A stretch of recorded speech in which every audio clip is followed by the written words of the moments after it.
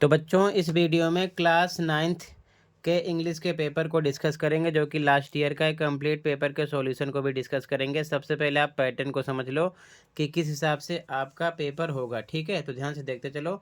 सबसे पहला question section A का पैसेज होगा। ध्यान रखना 10 मार्क्स का होगा। Read the passage given below. Passage को यानी पैराग्राफ को आपको अच्छे से पढ़ना होगा, पढ़कर आंसर देने होंगे। ठीक है, तो इस हिसाब से आपको पैसेज मिलेगा, ये चीज़ ध्यान में रखना। ठीक है, समझने वाली बात यह है कि जो इसमें क्वेश्चन आपको मिलेंगे करने के लिए, वो कंप्लीट लाइन वाले भी होंगे, एमसीक्यू टाइप भी होंगे, fill in the blanks type में भी होंगे, ट्रू फॉल्स वाले भी होंगे। यानी कि इस हिसाब से आपसे भी क्वेश्चन किया जाएगा।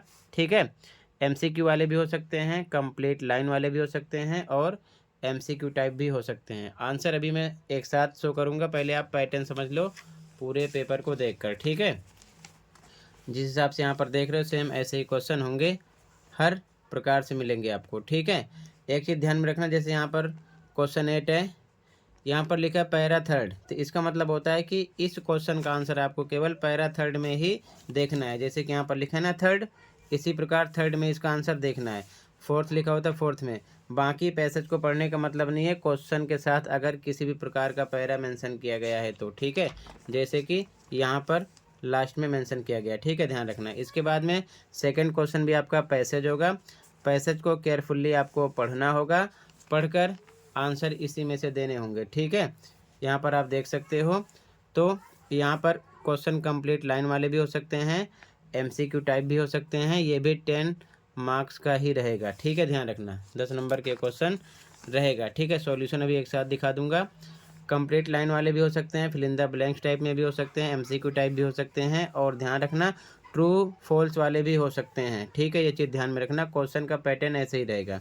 सेक्शन भी आपका राइटिंग स्किल्स एंड ग्रामर रहेगा। तो ग्रामर में सबसे पहले यहाँ पर आपको कंप्लीट एनी 10 ऑफ 12 12 क्वेश्चन होंगे, उसमें से कोई 10 करने होंगे। ठीक है, तो यहाँ पर पूरा ग्रामर का क्वेश्चन होगा।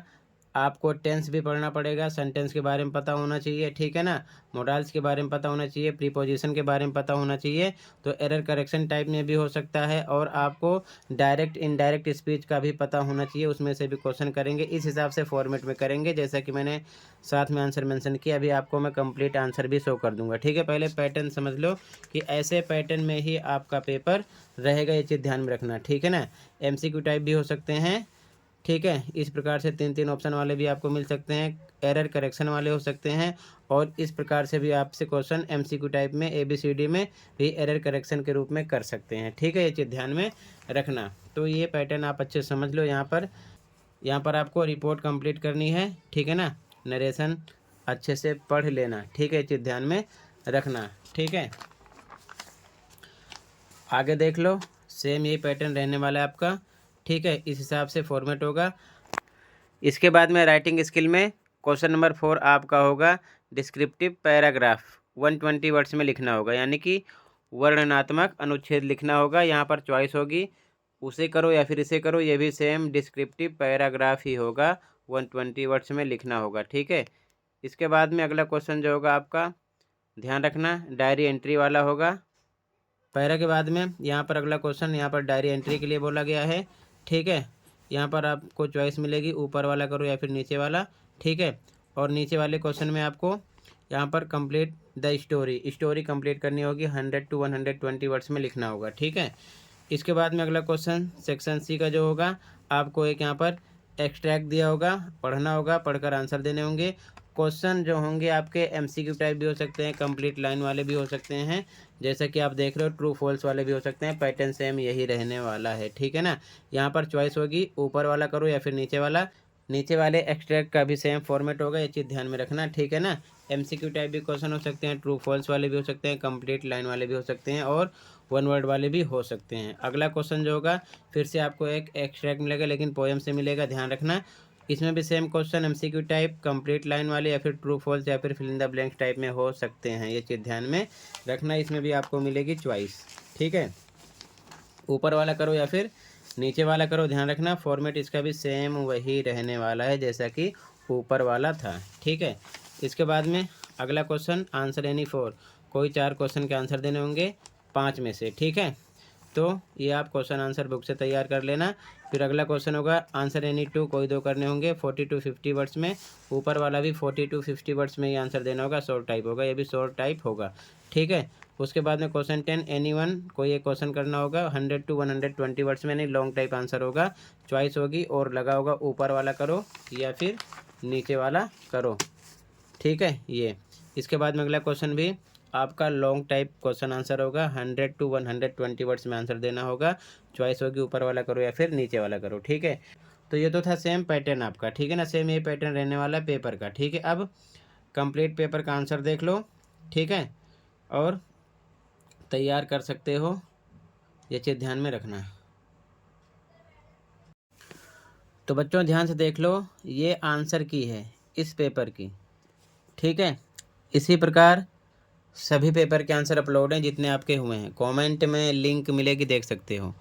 तो देखते चलो, यहाँ से राइट आंसर लिखा है, जैसे कि फर्स्ट के फर्स्ट का आंसर, सेकंड का थर्ड का, इसी प्रकार देखते चलो, ठीक है।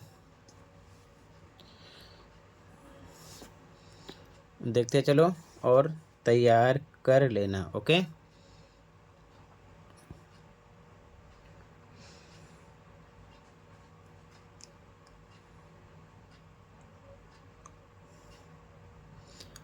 अभी तक आपके जितने पेपर हुए सबका सॉल्यूशन अपलोड है इसी प्रकार, दोनों शिफ्ट का, मॉर्निंग एंड इवनिंग का, ठीक है। तो कमेंट में प्लेलिस्ट की लिंक मिलेगी, ओपन करके देख सकते हो, तो देख लेना, ठीक है। देखते चलो सॉल्यूशन को, ओके।